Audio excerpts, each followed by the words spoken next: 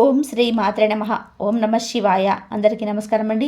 మకర రాశి వారికి జూలై 27, 28, 29, 30 తేదీలలో గ్రహాల కదలిక మీ జీవితాన్ని ఎలా మార్చబోతున్నాయి, మీకు ఎలాంటి అవకాశాలను అందించబోతున్నాయో, మరి మీరు ఎలాంటి జాగ్రత్తలు తీసుకోవాలో ఈ పూర్తి అంశాలన్నీ కూడా ఇప్పుడు ఈ వీడియో ద్వారా తెలుసుకుందాం. కాబట్టి వీడియో ఎక్కడ కూడా స్కిప్ చేయకండి, చివరి వరకు చూస్తేనే అసలు మీకు ఎలాంటి అదృష్టం పట్టబోతుంది అని చెప్పి కూడా పూర్తిగా అర్థమవుతుంది. వీడియోలోకి వెళ్ళే ముందు మా చిన్న రిక్వెస్ట్ ఏంటంటే, ఇంతకుముందు మా ఛానల్ మీరు సబ్స్క్రైబ్ చేసుకోకపోతే సబ్స్క్రైబ్ చేసుకోండి. అలాగే గంట సింబల్ మీద క్లిక్ చేయండి. అప్పుడే మీకు మా వీడియోస్ నోటిఫికేషన్లో వచ్చేస్తాయి. అలాగే జై శ్రీరామ్ అని చెప్పి కామెంట్ చేయండి. మకర రాశిలో ఉండే పర్వతం అంతటి స్థాయిరం, సముద్రం అంతటి లోతైన ఆలోచన, ఒకసారి లక్ష్యం పెట్టుకున్నారంటే దాన్ని సాధించే వరకు వెనుదిరగని తత్వం, ఇవే మీ ఆయుధాలు. ఇవి మీ రాశి రాజునాడైన శని భగవానుడికి అసలైన ప్రతిబింబాలు. కష్టాన్ని ఇష్టపడతారు, క్రమశిక్షణతో జీవిస్తారు. సుదీర్ఘమైన ఏలినాటి శని కారణాన్ని దాటి ఇప్పుడు శనిదేవుడి ఆశీర్వాదంతో 3వ ఇంట్లో ధైర్యంగా అడుగుపెట్టిన మీ జీవితంలో ఒక కొత్త శకం మొదలైంది. అయితే ఏ యోధుడికైనా యుద్ధరంగంలో శత్రువుల వ్యూహాలు తెలిసినప్పుడే విజయం సులభమవుతుంది. అలాగే మీ జీవితం అనే కురుక్షేత్రంలో ప్రస్తుతం మీ ఇద్దరు శక్తివంతమైన గురుడు, సైన్యాధ్యక్షుడు కుజుడు, మరొక దేవతల గురువు అయిన బృహస్పతి మీకు కొన్ని అత్యంత విలువైన పాఠాలను నేర్పించడానికి సిద్ధంగా ఉన్నారు. దీన్ని చూసి భయపడవలసిన పని లేదు. ఇది మీ జీవితంలో ఒక గొప్ప పరివర్తనకు, మిమ్మల్ని మీరు కొత్తగా ఆవిష్కరించుకోవడానికి ఒక సువర్ణ అవకాశాన్ని ఎలా అందిపుచ్చుకోవాలో మనం మనసు విప్పి మాట్లాడుకుందాం. ముందుగా మనం అత్యంత సున్నితమైన, అత్యంత రహస్యమైన స్థానం గురించి మాట్లాడుకుందాం. ఇది అష్టమ స్థానం, మీ 8వ ఇల్లు. ఇంటిని జ్యోతిష్యంలో స్థానంలో అంటారు. ఎందుకంటే ఇది ఆయుష్, అనుకోని సంఘటనలు, ప్రమాదాలు, అవమానాలు, వారసత్వము, గూడని విద్యలు, చీరని జీవితంలో లోతైన రహస్యాలకు సంబంధించినవి. ఇంత కీలకమైన స్థానంలో ప్రస్తుతం ఇద్దరు భయంకరమైన యోధులు ఉంచి ఉన్నారు. ఒకరు అగ్నికోలం లాంటి కుజుడు, మరొకరు తరలనేని మొండెం, అతి లాంటి 12 కేతువు. ఈ ఇద్దరు కలయికని పిశాచ యోగం అంటారు. ఈ పేరు వినగానే మీలో కొంచెం ఆందోళన మొదలవ్వచ్చు. అయ్యో, నా జాతకంలో ఇంత భయంకరమైన యోగం ఉందా అని భయపడవచ్చు. కానీ ఆగండి, పేరు చూసి భయపడొద్దు. ఒక డైనమైట్ను మంచి పనికి వాడితే అది కొండలను పిండి చేసే దారులు వేస్తుంది.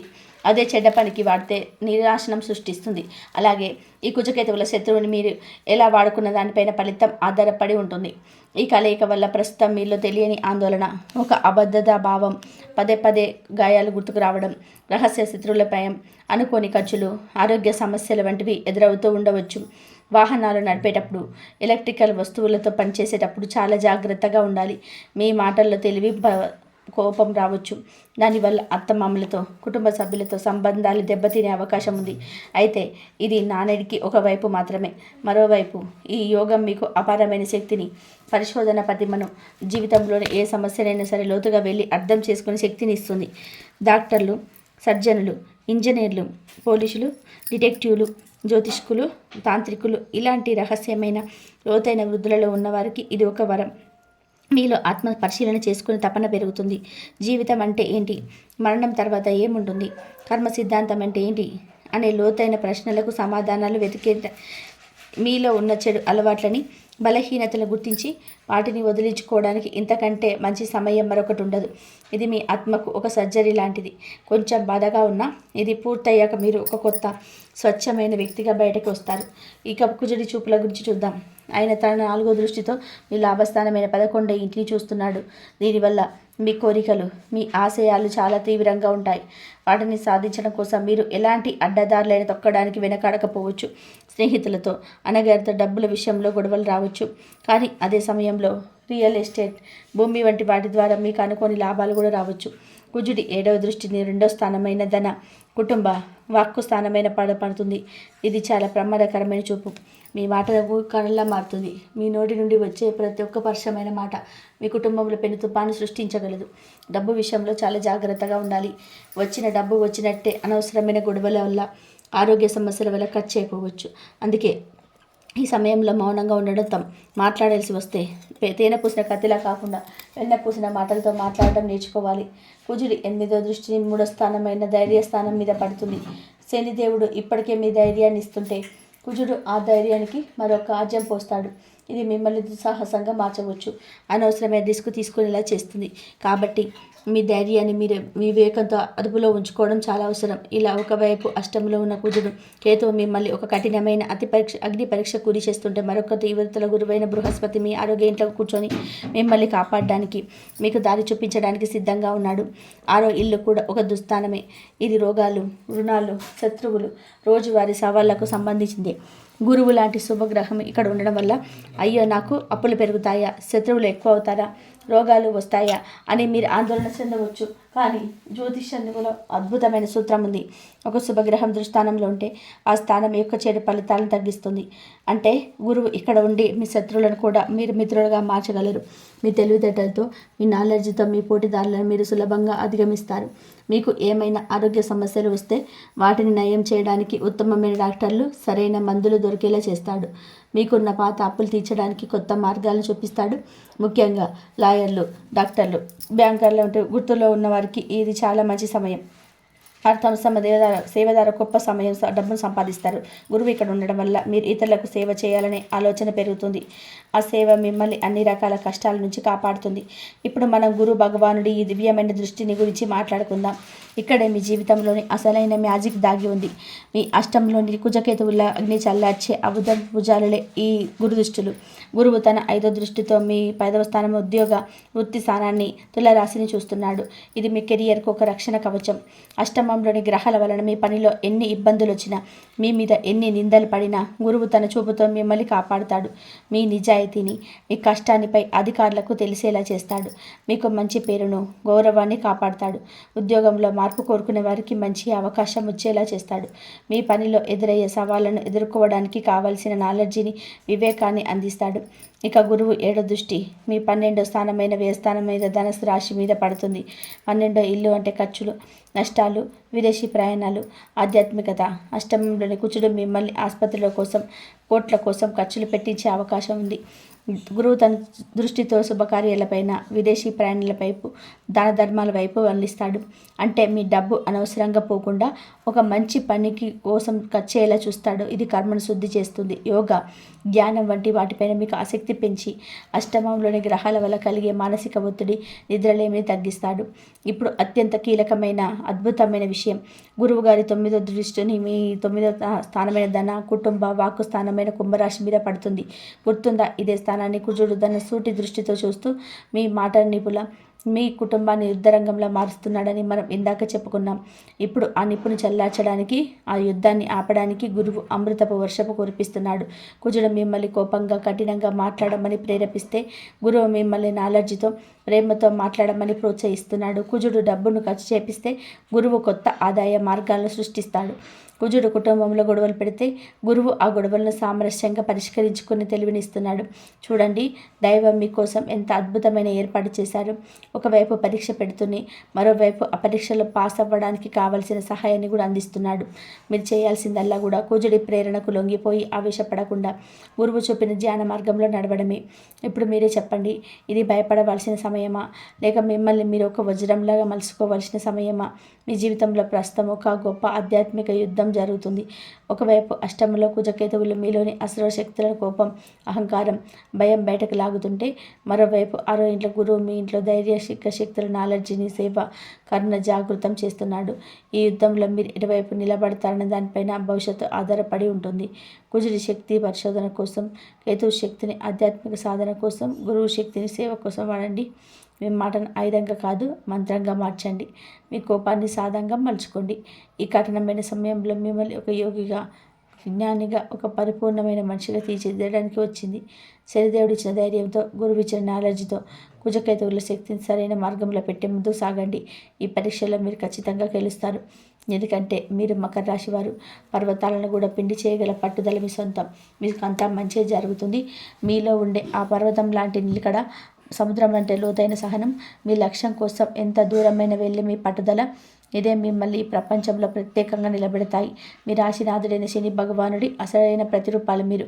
అందుకే కష్టానికి, క్రమశిక్షణకు, నిజాయితీకి మీరు మారుపేరుగా నిలుస్తారు.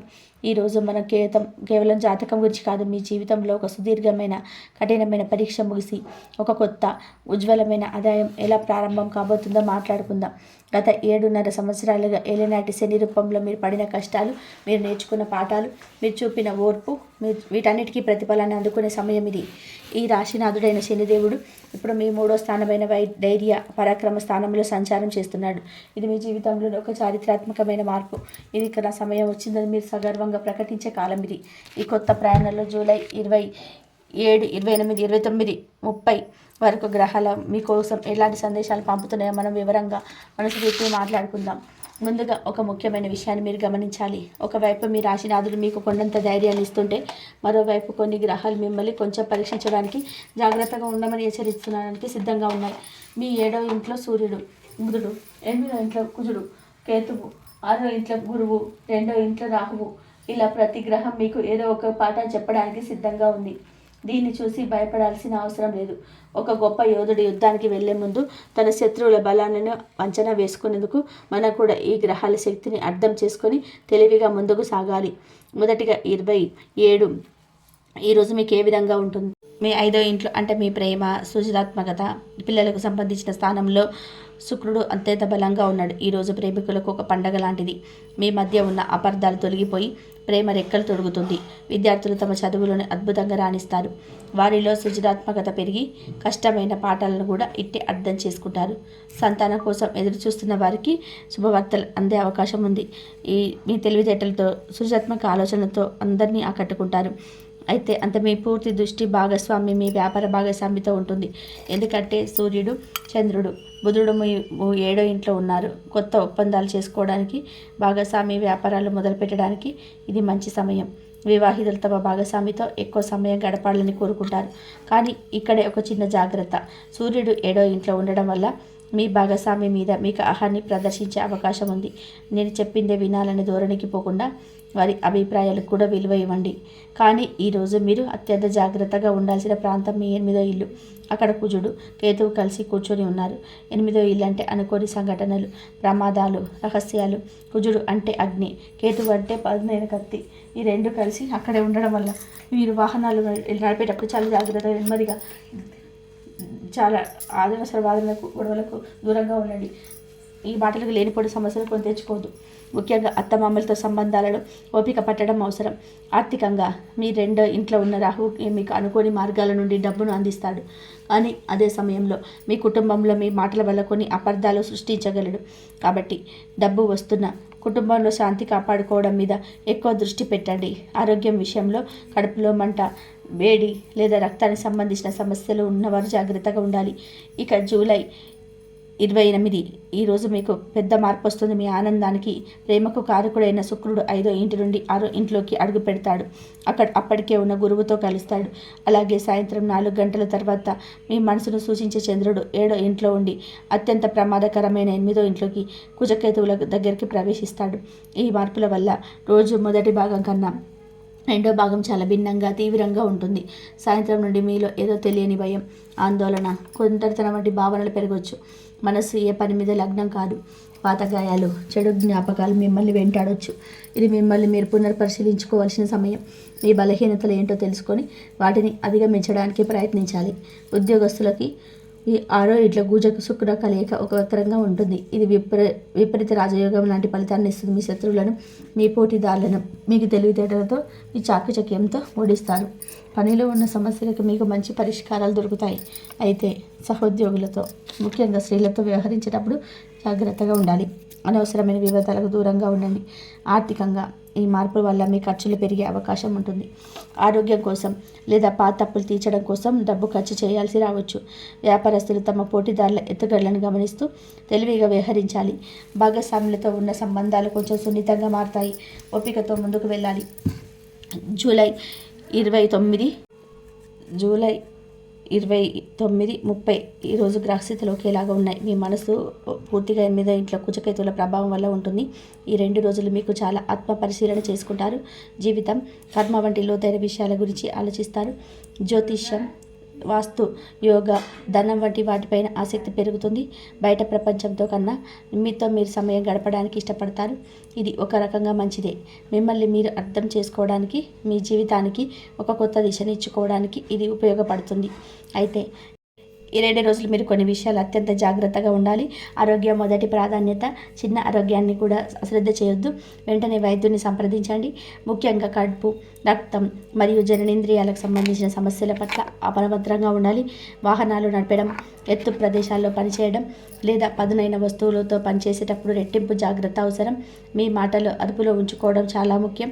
మీ నోటి నుండి వచ్చే ఒక్క పరిచయమైన మాట మీ బంధాలను నాశనం చేయగలదు. ముఖ్యంగా కుటుంబ సభ్యులతో, అత్తమామలతో మరియు మీ జీవిత భాగస్వామితో మాట్లాడేటప్పుడు ఆలోచించి మాట్లాడండి. ఉద్యోగస్తులకు తమ పనిలో రహస్య శత్రువుల పట్ల జాగ్రత్తగా ఉండాలి. మీ వెనక మీ గురించి చెడుగా మాట్లాడేవారు ఉండొచ్చు. మీ పనిని మీరు నిశ్శబ్దంగా, నిజాయితీగా చేసుకుంటూ వెళ్ళండి. మీకు కష్టమే మీకు రక్షణ కవచం.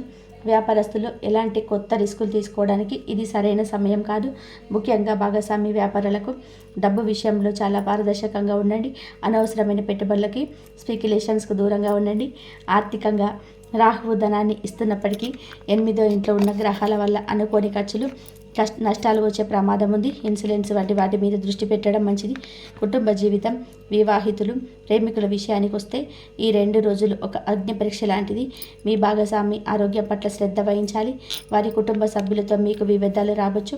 మీ మధ్య ఉన్న ప్రేమను, నమ్మకాన్ని పరీక్షించే సంఘటనలు జరగవచ్చు. ఈ సమయంలో మీ అహాన్ని, మీ కోపాన్ని పూర్తిగా పక్కన పెట్టి కేవలం ప్రేమతో, ఓపికతో మాత్రమే స్పందించండి. మీ భాగస్వామికి మానసిక మద్దతుగా నిలవండి. ఆమె మరి కష్టంతో తోడుగా ఉన్నవారికి భరోసా ఇవ్వండి. ఈ కష్టంలో దాటితే మీ బంధంతో మరింత దృఢంగా మారుతుంది. విద్యార్థులకు తమ ఏకాగ్రతను కోల్పోయే అవకాశం ఉంది. చెడు స్నేహాలకు, వ్యసనాలకు దూరంగా ఉండాలి. ధ్యానం చేయడం వల్ల మనసు మళ్ళీ చదువు పైకి వస్తుంది. మకర రాశి వారు ఈ 4 రోజులు మిమ్మల్ని బయటపడడానికి కాదు, మిమ్మల్ని హెచ్చరించడానికి, మిమ్మల్ని మరింత బలంగా తయారు చేయడానికి వస్తున్నాయి. గుర్తుంచుకోండి, మీ రాశినాథుడైన శనిదేవుడు మీ 3వ ఇంట్లో ఉన్న మీకు అపారమైన ధైర్యాన్ని, శక్తిని ఇస్తున్నాడు. ఈ ధైర్యంతో మీరు ఎలాంటి సమస్యనైనా సరే ఎదుర్కోగలరు. మీరు చేయాల్సిందల్లా మీ నాలుకను అదుపులో ఉంచుకోవడం, వాహనాలు నడిపేటప్పుడు జాగ్రత్తగా ఉండడం, ఆరోగ్యం పట్ల శ్రద్ధ వహించడం మరియు మీ కుటుంబ సభ్యులతో ప్రేమగా మెదలడం. 8వ ఇంట్లో ఉన్న గ్రహాల శక్తిని వినాశనానికి కాకుండా పరిశోధనకు, ఆత్మ పరిశీలనకు, పరివర్తనకు వాడుకోండి. మీలో ఉన్న చెడు అలవాట్లని, బలహీనతలను వదిలించుకోవడానికి ఇంతకంటే మంచి సమయం మరొకటి ఉండదు. మీరు కష్టజీవులు, మీరు యోధులు. మీరు చిన్న చిన్న పరీక్షలను చూసి మీరు భయపడరు. ధైర్యంగా నిలబడండి, తెలివిగా వ్యవహరించండి. ఈ గ్రహ తుఫాను తర్వాత మీ జీవితంలో ప్రశాంతతమైన, విజయవంతమైన సూర్యోదయం ఖచ్చితంగా వస్తుంది. మకర రాశి వారు ఈ గ్రహ సంచారాల దృష్ట్యా కొంచెం చిన్న చిన్న పరిహారాలు పాటించడం వల్ల మనశ్శాంతి, పనులలో అనుకూలత కలుగుతుంది. మొదటి ప్రస్తుతం మీకు అత్యంత ముఖ్యమైనది. మీ 8వ ఇంట్లో కుజుడు, కేతువు కలిసి కూర్చొని మనసులో ఏదో తెలియని భయాన్ని, టెన్షన్ని, అనుకోని చికాకులను తెచ్చిపెడుతున్నారు కదా. వాహనాలు నడిపేటప్పుడు కూడా కొంచెం భయంగా ఉంటుంది. దీనికి చాలా సులభమైన, శక్తివంతమైన పరిష్కారం ఉంది. మీరు చేయాల్సిందల్లా కూడా రోజు ఉదయం స్నానం చేశాక ఒకసారి గణపతి స్తోత్రం వినండి, లేదా కనీసం ఓం గం గణపతే నమః అని 21 సార్లు మనసులో అనుకోండి. గణపతి కేతువుకు అధిపతి. ఆయన తలుచుకుంటే కేతువు శాంతిస్తాడు. అలాగే ప్రతి మంగళవారం సుబ్రహ్మణ్య స్వామిని తలుచుకొని సుబ్రహ్మణ్య అష్టకం వినండి.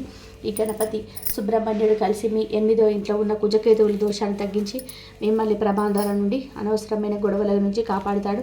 మనసుకు ధైర్యాన్ని ఇస్తాడు. ఇక 2వది, మీ 7వ ఇంట్లో సూర్యుడు ఉండడం వల్ల మీ భాగస్వామితో, వ్యాపారంతో, భాగస్వాములతో అహంకారంతో కూడిన గొడవలు రాకుండా చూసుకోవాలి. అలాగే 6వ ఇంట్లో గురువు ఉండడం వల్ల మీ ఆరోగ్యం మీద, అప్పుల మీద దృష్టి పెట్టాలి. దీనికి ఒక అద్భుతమైన పరిహారం ఉంది. అది విష్ణు సహస్రనామం. ప్రతిరోజు, ముఖ్యంగా బుధవారం, గురువారం రోజులలో వీలైనంత వరకు విష్ణు సహస్రనామ పారాయణం వినండి. విష్ణుమూర్తి సహగ్రహ దోష నివారకుడు. ఆయన ప్రార్థించడం వల్ల గురువు బలపడి మీకున్న అప్పుల బాధలు, ఆరోగ్య సమస్యలు, శత్రువుల బాధలు తగ్గుతాయి. అలాగే సూర్యుడు శాంతించి మీ బంధాలలో సామరస్యం పెరుగుతుంది. మీకు కుదరకపోతే కనీసం ఓం నమో నారాయణాయ అని, ఓం నమో భగవతే వాసుదేవాయ అనే మంత్రాన్ని మనసులో తలుచుకోండి. చివరిగా మీ రాశినారని శనిదేవుడు మీకు 3వ ఇంట్లో ఉన్న కొండంత ధైర్యాన్ని ఇస్తున్నాడు. కానీ అదే సమయంలో మీ 2వ ఇంట్లో రాహు కుటుంబంలో వాటిని కొన్ని ఇబ్బందులు సృష్టిస్తున్నాడు. మీ ధైర్యం సరైన దారిలో వెళ్ళడానికి, రాహువు సంచరించడానికి మీరు దుర్గాదేవిని ఆశ్రయించాలి. ప్రతిరోజు దుర్గా సప్తశృతి చదవండి లేదా వినండి, లేదా కనీసం ఈ ఆదేవి సర్వభూతేషు శక్తి రూపేణ సంస్థిత నమస్తస్తే నమస్తస్తే నమస్తస్తే నమో నమః అని శ్లోకాన్ని మనసులో అనుకోండి. అలాగే మీ రాశినాథుడు శనిదేవుడి అనుగ్రహం కోసం ప్రతి శనివారం చివరకు కాస్త పంచదార లేదా గోధుమ పిండిని వేయండి. ఇది చాలా శక్తివంతమైన పరిహారం. ఈ చిన్న చిన్న పనులు మీలో ఆత్మవిశ్వాసాన్ని పెంచి కుటుంబంలో ప్రశాంతత నింపి మిమ్మల్ని అన్ని రకాలుగా ప్రతికూల శక్తుల నుండి కాపాడుతాయి. అంతా మంచి జరుగుతుంది. చూసారు కదండి. ఈ వీడియో కనుక మీకు నచ్చినట్లయితే ప్లీజ్ లైక్ చేసి మీ ఫ్రెండ్స్కి షేర్ చేయండి. అలాగే జై శ్రీరామ్ అని చెప్పి కామెంట్ చేయండి. అలాగే మా కొత్త వీడియోలు మీకు వెంటనే చేరాలి అంటే మా ఛానల్ని సబ్స్క్రైబ్ చేసుకొని పక్కనే ఉన్నటువంటి బెల్ ఐకాన్ని ప్రెస్ చేయండి. ధన్యవాదములు. కాబట్టి ఈ వీడియో కనుక మీకు నచ్చితే కంపల్సరీ లైక్ చేయండి. మీకు అంతా మంచి జరగాలంటే దైవారాధన చేసుకోండి. అమ్మవారి అనుగ్రహం ఎప్పుడు మీ పైన ఉంటుంది.